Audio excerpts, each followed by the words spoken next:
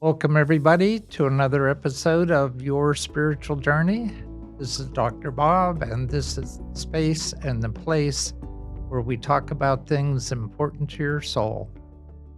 As always, we ask that you subscribe, like us, leave comments, and maybe even support us on Patreon. And we are full speed ahead, as I've mentioned before, on our trip to Bali. That's June 9 through 16 of 2026. If you'd like to join us as part of your spiritual journey, uh, leave me a message on our website, yourspiritualjourneypodcast.com, and we'll give you all the information. So today's guest is someone who I met through my church, Waverly Presbyterian Church, and she just has one of the most fascinating stories to tell that you'll ever hear.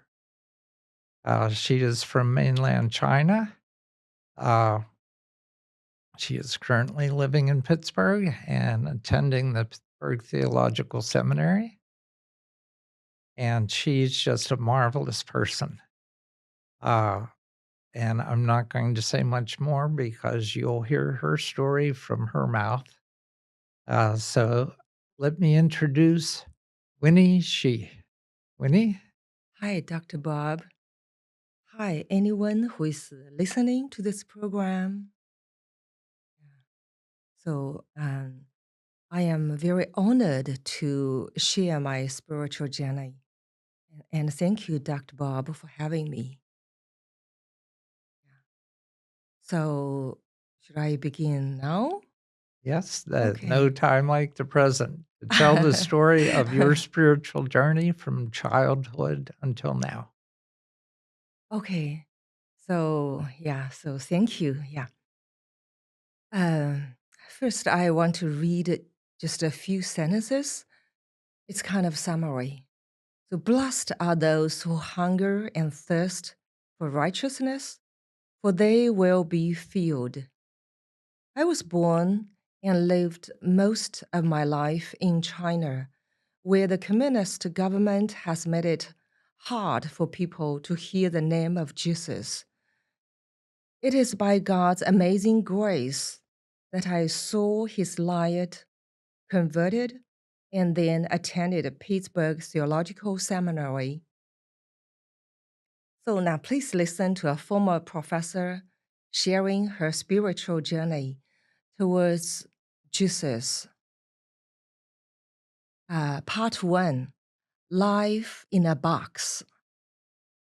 I was born in China in 1960s. When I was little, my family, like every other family around us, could barely feed us. I did not know the existence of milk, yogurt, coffee, fish, beef, biscuit, candy, chocolate, etc. It was my fancy dream to get a water bottle for the chilly winter night. I still remember how my younger brother took food from the dog's plate. He was so hungry. When he saw some pumpkin leftovers in the plate for dog, he grabbed them and ate. When I was 10, my 6-year-old younger sister had a cold, and my parents brought her to the village clinic. Because of poor medication, she died that day and remained forever sick. In my childhood, I never heard the story of Adam and Eve in the Garden of Eden, Noah's Ark in the flood, and baby Jesus in the manger. About my childhood, one vivid image was cesspit, a large hole underground for storing waste. I was 5 years old. There was no kindergarten, so I was sent to elementary school. Our restroom was the cesspit. There was a round stick, about 2-finger width in diameter, spanning across the two walls. When we went to the restroom, this round stick was the place where we sat. Normally, it could hold 3 little girls. If you squeeze a little bit, it could hold 4 or 5. The stick was quite high for little girls. In my impression, our feet could not touch the ground. As I was only 5, when I sat there, my feet were far away from the ground. One day, when the bell for recess rang, we rushed to find a spot over the stick. It was crowded. Without my knowing, I did a fast backflip into the cesspit. One teacher took me out of the West and sent me home. My parents were not at home, so she washed me. At that time, there was no running water, no perfumed soap. My husband often jokes that the cesspit smell is still there. Despite the cold, the hunger, and the cesspit, I was taught to sing the songs which praised the Communist Party, the government, and the dictator. For example, one song says that Chairman Mao is the savior and the Communist Party is like the sun which shines the earth brightly. I was brainwashed into believing that China is the best country in the world. I was also brainwashed into believing that people in other parts of the world lived a miserable life. So part 2, questioning about life in a box. Before 16, my life was in a box. I lived in a big lie without knowing it. Since 1990s, I continued to live in this big lie, but started to question it. So first, my son's school experience made me feel that there was something wrong about this system. He was unhappy about school. When he came home from school, he was reluctant to do his homework. I checked and I found that lots of homework was repetitive and boring. We tried to negotiate with the teacher for him to do less, but it was not easy. I was sad not only about my son, but also about other kids. This education is killing the curiosity and the joy of kids. It is not right. What's more, every kid must wear the red scarf, which is emblematic of the blood of the communist revolutionary. Through this way, the Communist Party is instilling its ideology into kids. It is brainwashing, but as parents, I could do nothing. Then in junior high, there was a politics course. The teacher taught them about the knowledge of Communist Party, and he would say, I know you do not believe in this. Neither do I, but to get a good score, you must memorize this. Second, in 1989, June the 4th, Tiananmen Square protests and massacre happened.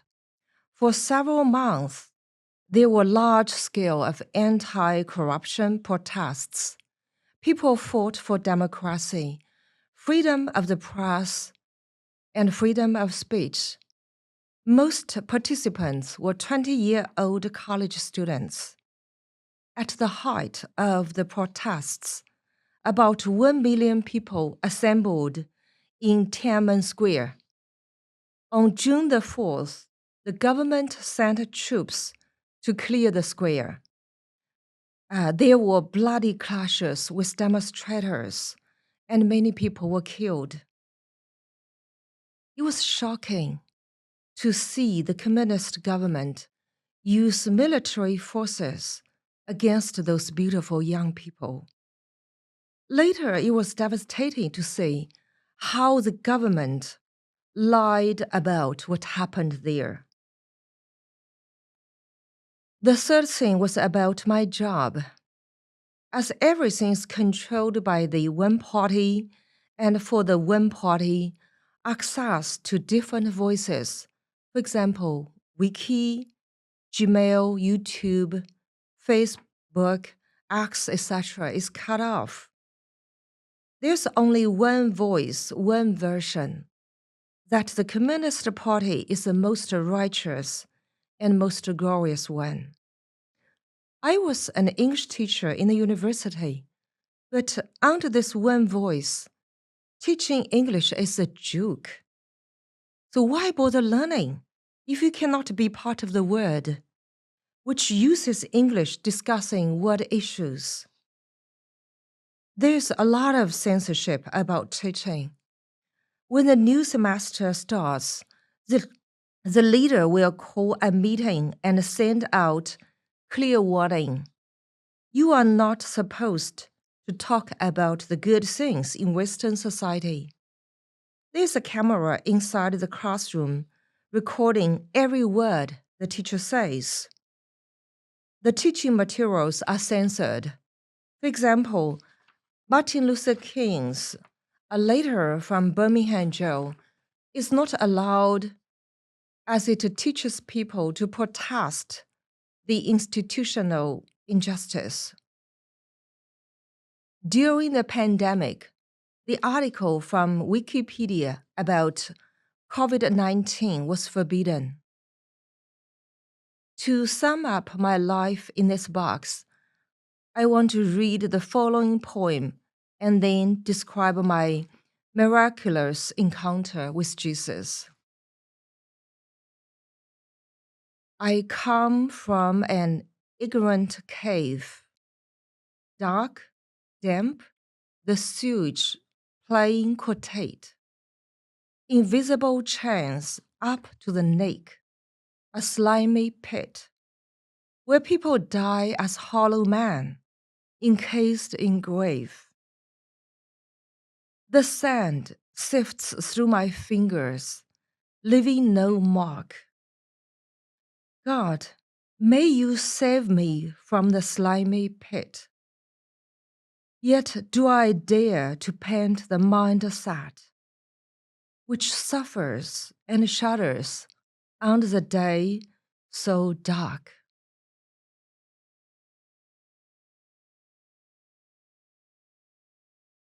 Part 3.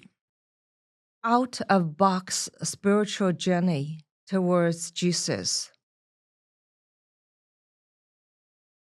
As I have mentioned before, under this one voice, most Chinese people do not have the chance of hearing God or reading the Bible from cradle to grave.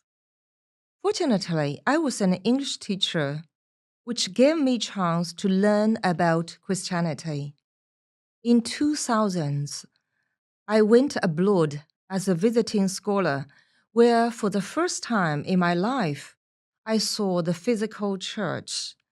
It was a Catholic church, and I was caught by the beautiful prayer book in the pew. For example, there was a prayer for the teacher. Enable me to teach with wisdom. Equip me to teach with truth, for I help to shape the conscience. Encourage me to teach with vision, for I help to shape the future. Empower me to teach with love, for I help to shape the world. What matters more was my advisor epitomized those values. She is so knowledgeable and so loving. I often think that she's like a tree with branches into the sky and roots into the earth. Whoever is near her will be attracted by the fragrance of the flowers and the fruits of that tree, Therefore, she's my first step towards Jesus. Several years later, I came to an American university to learn and explore. If TED Talks, Wikipedia, English movies, my advisor, etc., are the flowers and fruits of a tree, then what is the root or soil of this tree? Through exploration, I found that it was Christianity. So I decided to become a follower of Jesus. There were three things leading to it. I am awed by the beauty I see in America, moved by my Christian friends, and enlightened by Bible learning. The first thing was the beauty of America. From the magnificent view to the slightest humanistic touch, it was just amazing. The spirit of giving prevails. Without God, without Christianity, it could not happen. Another reason was my Christian friends. They showed me so much care and love that through them I really experienced God's love.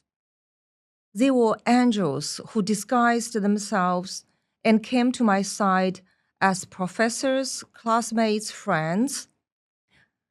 I remember how we homeless international students gathered at a Chinese pastor's place, eating dumplings on weekends. I remember how we were invited by a church for a big dinner at Thanksgiving. I remember the free English class with tea and snacks every week. The third thing is Bible learning. The more I learn, the more wisdom I find in it. For example, how can one not be moved by the following verse? Love is patient, love is kind.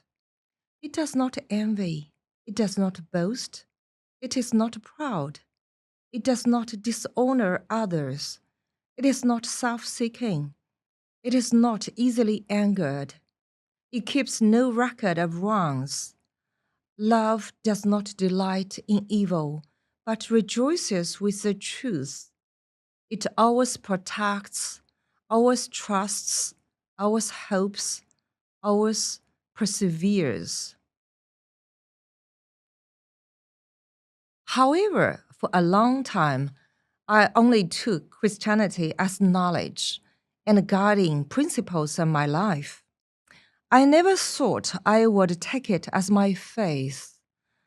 I was an atheist, but claimed to be agnostic in order to be friends with religious people.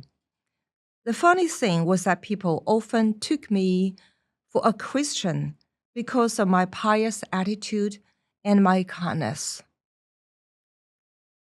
How did it happen? So one day in 2018, I went to Getty Center. Long stood I in front of one painting, Christ crowned with thorns, which depicts Christ's humble acceptance of mockery. I knew the story long ago, but it was at that moment its true meaning sank in. One person was using the pitchfork to press a thorn crown into Jesus' skull, and the other was holding the torchlight, mocking him. But Jesus Christ was accepting everything. At that moment, I felt his suffering and I felt his love. So I decided to invite God into my life instead of escaping. I had been hesitating a lot, finding various excuses to run away. I no longer took bad Christians as my excuse. Another thing that got in the way was the expression of, we are all sinners. In Chinese, sinner would mean someone committing big crimes. In Christianity, it is just another way of saying that we are all imperfect. After I came back from Getty, I decided to skip supper to give myself a memory. And I also began to pray as a pastor suggested. God, if you are real, please help me to know you. Please show me yourself that I can believe. The miracle was when I began to believe. I felt the wholeness of my spirit and body. The last part of shackle broke away. The last bit of ego disappeared. I was like a drop of water coming to the sea. I felt joy, peace, and more power. Part 4, Confronting the Big Lie. The big lie continues with more efficiency and silence because of advanced technology. Chinese government has built the tall firewall to cover our ears and eyes.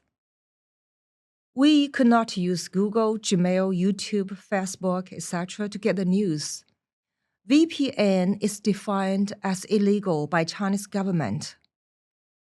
There's only one voice singing the high praise of the government and the Chinese Communist Party. In 2016, I came to the United States. An American pastor asked me, "We hear that there's no freedom of religion. Is it true?" I argued with him because I was cheated in China. When I read the information online here, I found so many pastors, Christians imprisoned in China for the spread of gospel. It sent a shudder across my spine. Very soon, another big lie again sent a shudder across my spine. I was in China when people in Hong Kong protested for the freedom of voting rights, but I knew nothing about it. I was cheated into believing that it was riots and chaos in Hong Kong until I happened to meet two professors from another country. Without my asking, they explained the situation in Hong Kong. I checked the news online through VPN secretly, and this song, Glory to Hong Kong, made me cry. Arise, you who will not be slaves. For Hong Kong may freedom reign.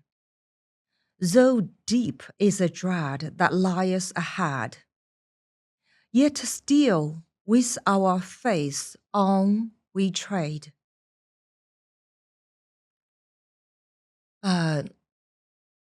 What I described just now is only the tiny tip of the evil communist iceberg. The whole world tested that part when the COVID-19 broke out. In 2019, Dr. Li Wenliang was an eye doctor in Wuhan, China. He had one little boy and was expecting another child. On December the 30th, 2019, he sent a message to fellow doctors warning about an infectious disease. 4 days later, he was summoned by the police and accused of making false comments and disturbing the social order. Another month later, 35-year-old Dr. Li Wenliang died from COVID-19. He is silenced forever, and COVID-19 has caused huge numbers of deaths all over the world. The lack of freedom of speech could be fatal to the whole world. Without freedom, The saddest part of living in this big lie is that one starts to think that there's no truth, no beauty, and no goodness in this world created by God. On every side, the wicked prowl as vileness is exalted among humankind. Experiencing this on daily basis, how can one believe in those beautiful ideas? Okay, my last part 5, leaving China to attend Pittsburgh Theological Seminary. Becoming a Christian is not my plan. Neither is attending the seminary. I got accepted to a master's program at Pittsburgh Theological Seminary in February 2022. I began to apply for the update of my Chinese passport. The bureau gave various excuses for refusal. They said that during pandemic period, they did not issue passports to unnecessary and not emergent cases. The first excuse they gave was pandemic. I said that if their door was closed, I had nothing to say, but the door was open, and I handed in all the materials required. The second excuse they gave was this theological seminary was not an accredited university. I checked and found that it is approved by Chinese Ministry of Education.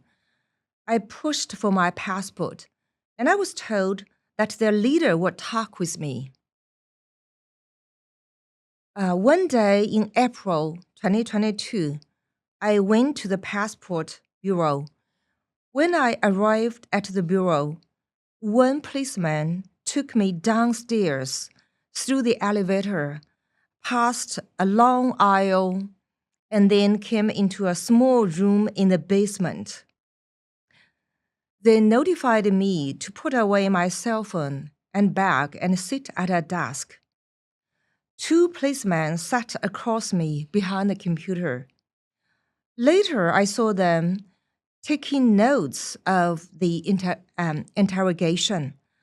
The third policeman, a very strong man, sat near me and started to question me. Where does your husband work? Where does your son work? Which church do you attend? Is it a house church? What is the name of the pastor? They asked who recommended me this school, and I must show their email to prove this. Finally, I had to cancel the passport application. At the beginning of 2023, I got the news from a friend that pandemic was over, so it was easier to get the passport. I went there to apply for it with anxiety, and 10 days later, I got my new passport.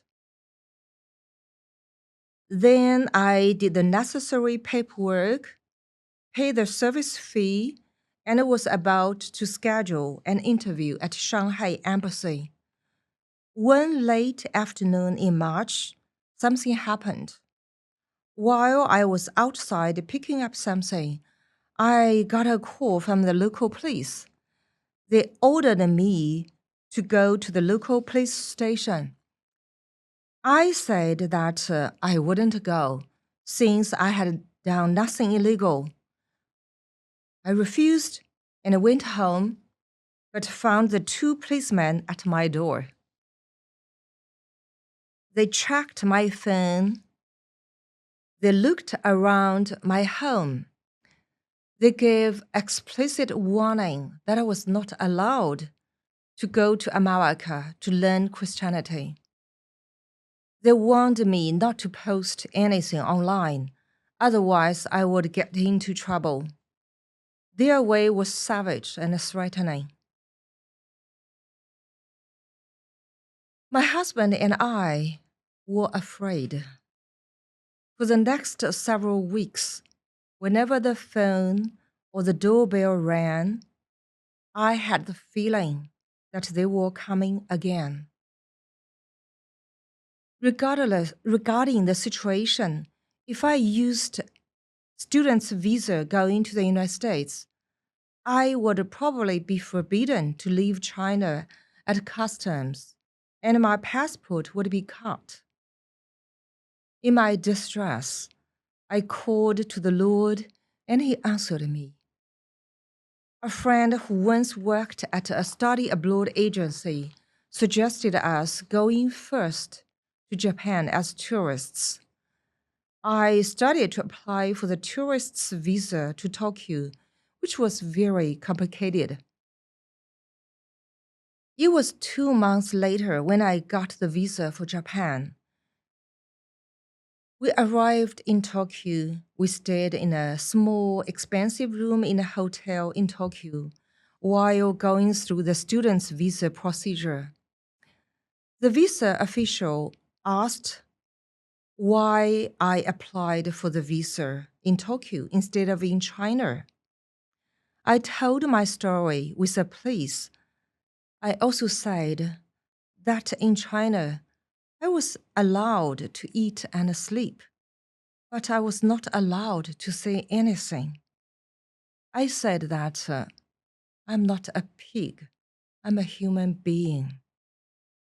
This kind of life, according to Bible, is already living death.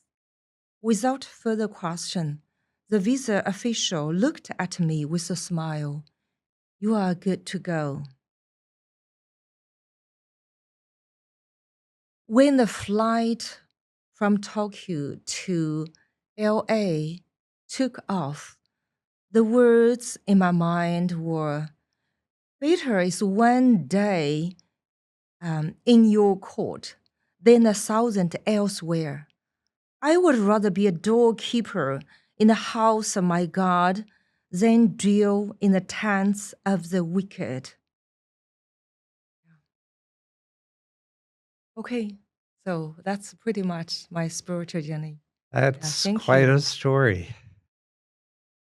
Thank you for putting all that together. I'm sure it took quite a long time to do that. Thank you. Thank you. So there are many questions, and some you can feel free to say, no, I can't answer that. But I was curious. I'm curious about a lot of things, but there are some things you made reference to. Someone recommended the Pittsburgh Theological Seminary to you, and I'm assuming that was somebody in China Ah, who did that, or did no. that come from somewhere else? And how did It's that someone in happen? America. Yeah, in United States. Yeah. Okay, Yeah. so it was somebody here. Yes. Yes. Okay. Yeah. Yeah.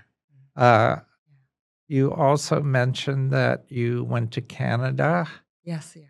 uh, and you had a mentor in Canada. Yes. Yeah. So what happened that when you decided to emigrate, that you did not go to Canada, where you already knew some people and uh, you had a mentor there? So why didn't you choose Canada, and why did you come to the U.S.? It's and it's not my choice. Yeah. It's actually not my choice. Uh, I feel that it's kind of I'm led along by God. Yeah. By Holy Okay. Spirit. Yeah. And actually there's no choice. You know, wherever there is a country where I can have some freedom to express myself, I would go. Mhm. And then just your country throws the branch of olive, Okay. Yeah. Yeah. And I'm very grateful for your country, yeah, for the United States. Yeah. I Okay. feel that it gives me second life. It gives me the life to, to learn, yeah, to continue to learn, to express myself. Yeah. Okay. So back on mainland China, you had a job as an English professor Yeah. at a university. And how did that happen, that you ended up in that position? It sounds like you were a very good student in school to get to that point. I would say it's kind of many factors. Yeah. The first factor is it's kind of circumstances. In 1980s, in 1990s, it was a period of open up of our country. So there was a large demand for people who learn English. Yeah. So it was. So this is the circumstance. Yeah, the circumstance. That's I think we. I often think that our life, 80% is determined by where you are born, which family you are born. It's kind of that thing, and maybe only 20% is determined by our efforts, personal efforts. So I would say that's the first reason, the circumstance, yeah, the open up period. If I was not born in that period before that, I I would be ending up a peasant. Mhm. My mother actually, she was also a very good student, but at her time, she did not get the chance of learning. She had to leave school. Yeah, no chance to learning. Yeah. Uh-huh. And then the second reason is the help of many people. Yeah. So the family, relatives, friends, their support. So they helped me with the learning opportunity, things like that. And the third reason, I think that's probably the least. It's my own curiosity. Yeah. So I was I have always been like curious about a different culture, a different perspective towards life. Yeah. So for example, like when I was in my 20s, I read the sentence, even a cat may look at a king. Yeah, it's an English saying, even a cat may look at a king. Yeah. So I was like so interested in that way, the equality, because in China it is not like that. Yeah. And then I was, for example, Martin Luther King Jr. So he wrote in his article, there are just and unjust laws. Yeah. So before reading that, I never thought about laws in that way. Yeah. So, yeah. So how and when did you meet your husband? And how did that come about that you got married? So I met her.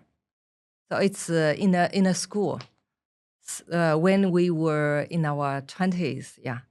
So I was an English teacher. He was a chemistry teacher, and that's why. So there's a lot of chemistry between us at that time and even now. Yeah.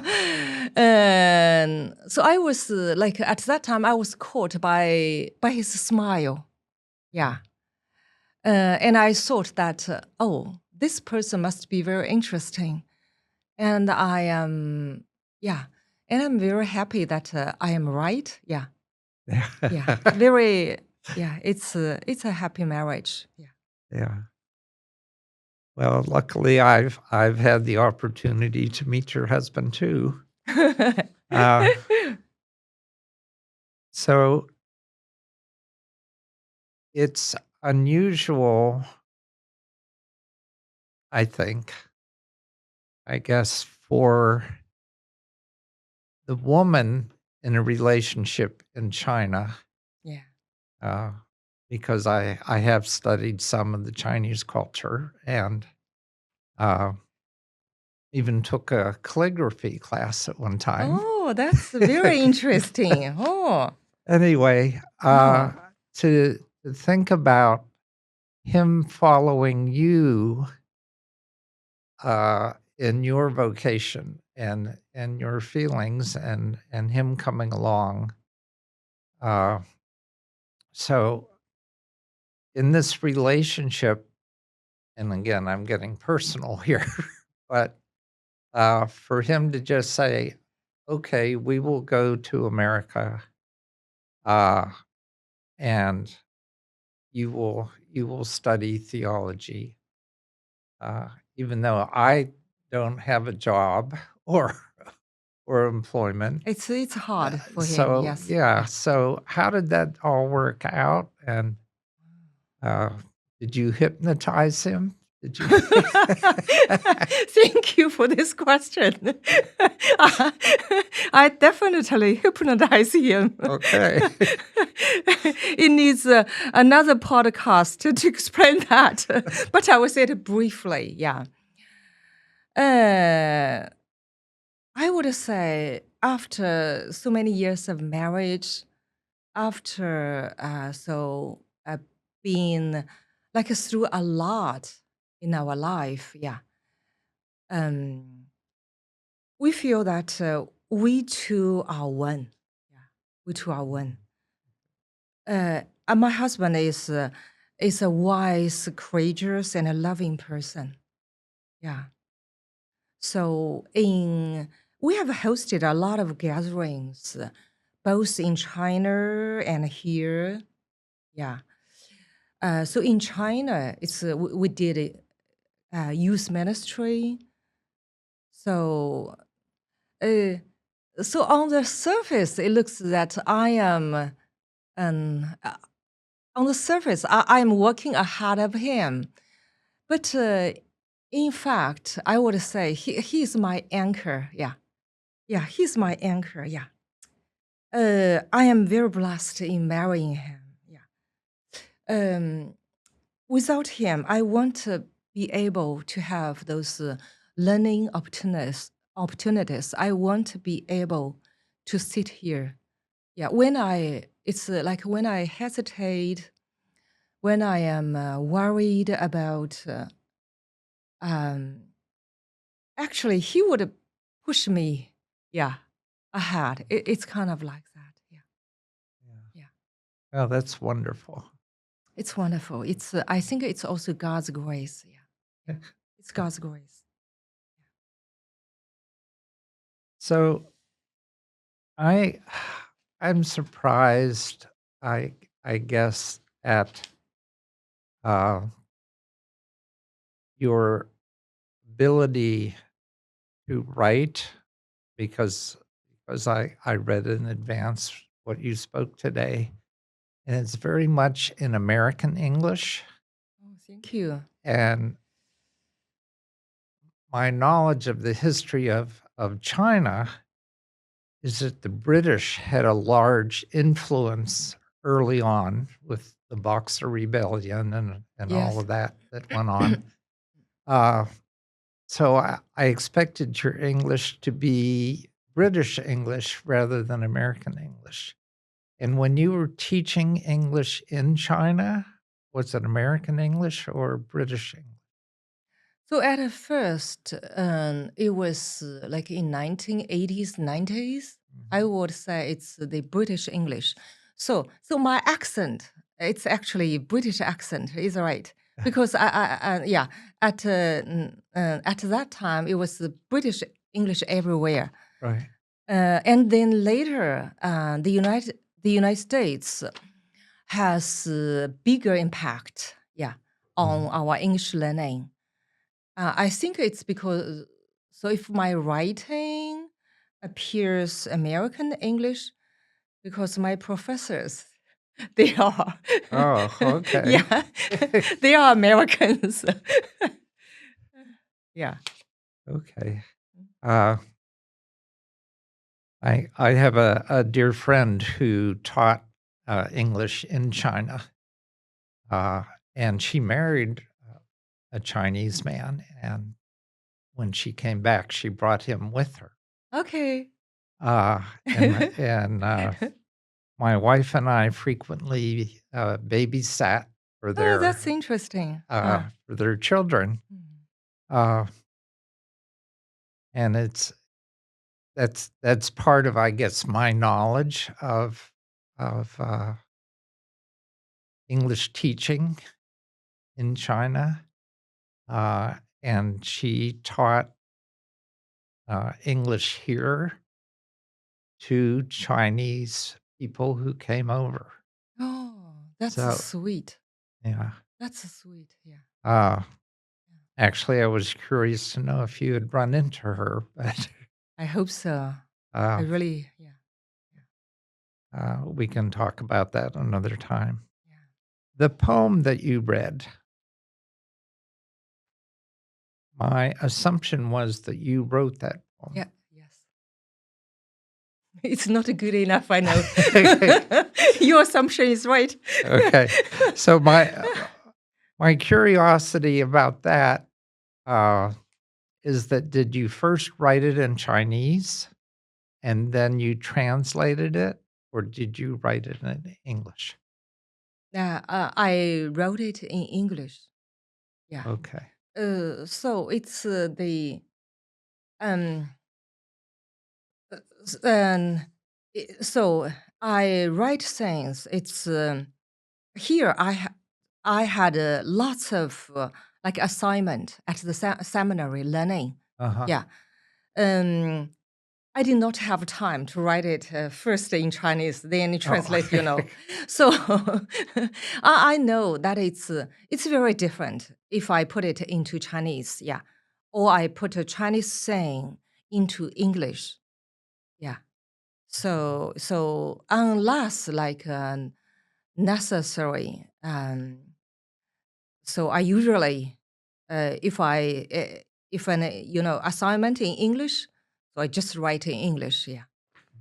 And I think it's also years of study. Kind of, I could think um, in English, yeah. Especially especially during the time when I learned at the seminary, Yeah. yeah. So a lot of discussion, a lot of reading, yeah. Yeah. So is your husband now taking English classes somewhere? A little bit, yeah. A little bit, yeah, yeah. Or are you teaching him English?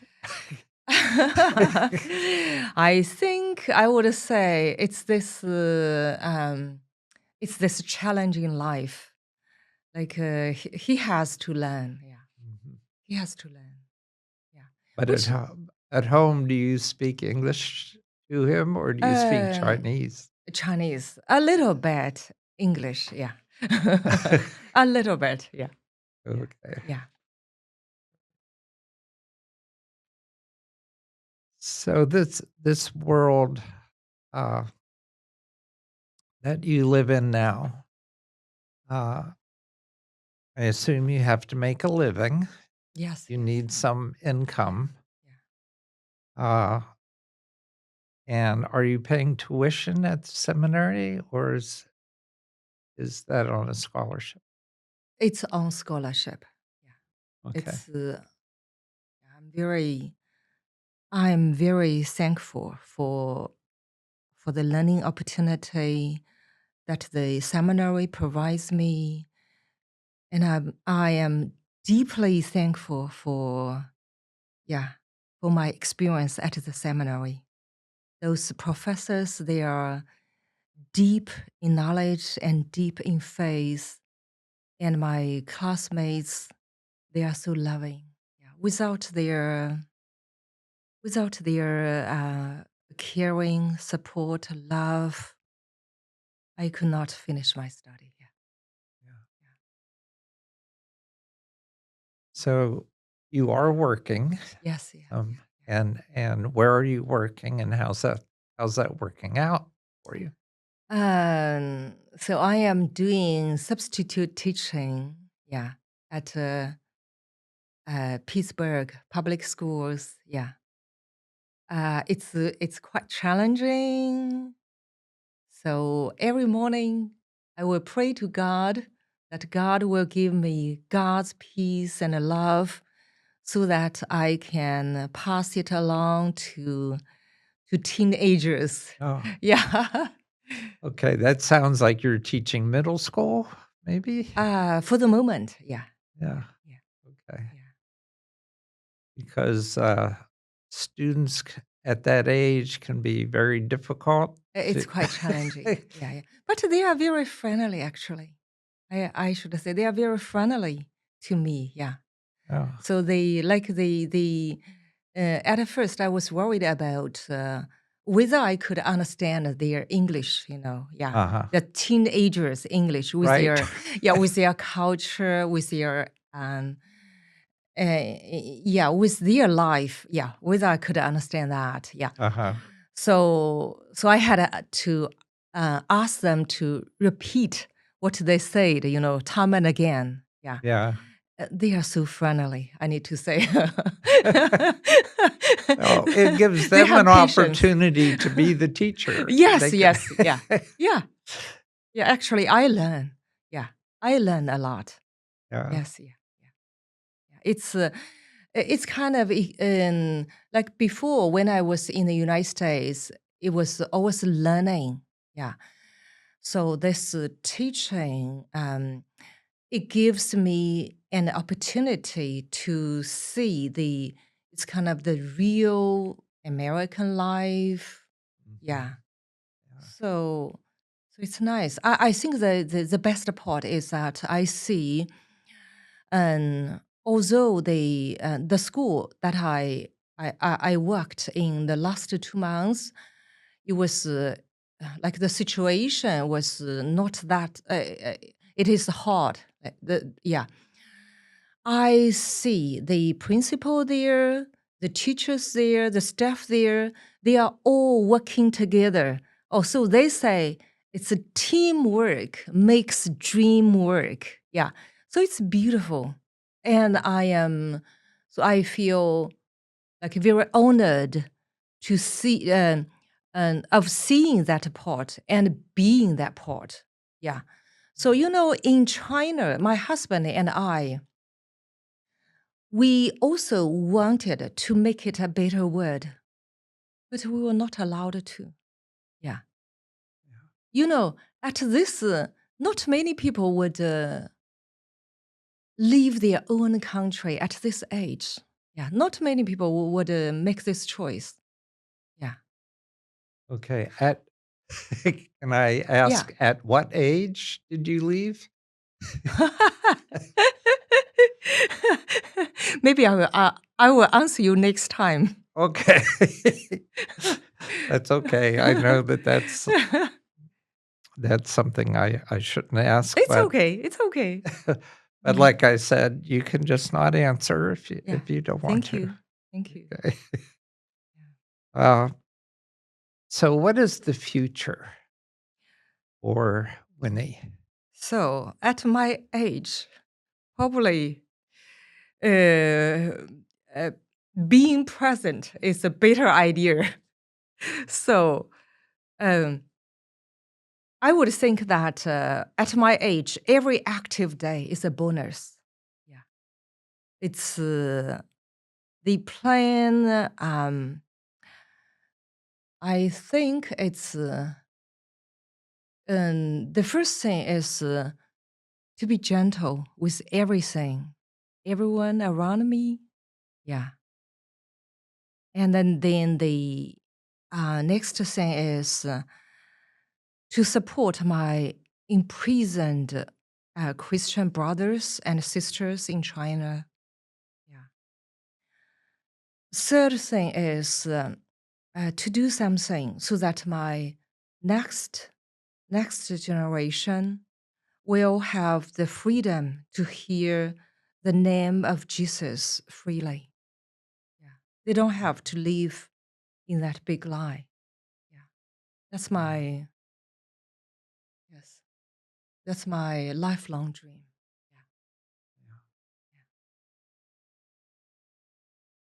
Okay. Yeah. Thank you. I thank you so much for telling your story and sharing that with our audience. Thank you for having me, Dr. Bob. Yeah. Well, since I see you in church, I wonder about you, and this gave me the opportunity to ask all the questions Thank you. that I had. Uh, and Waverly is very lucky to have you. Well, thank you for saying that. I am very honored to be part of your church. Yeah. It's not my plan. I always feel that it's God's plan. That how we met at the church and then how you invited me. Yeah. At the end of every podcast, I give the guest an opportunity to uh, leave the audience with some words of wisdom. So we're at that time. So this is your opportunity to leave them with whatever words you'd like. Thank you. I feel I'm humbled to say the 3 points. So the first, without a freedom of speech, life is suffocating.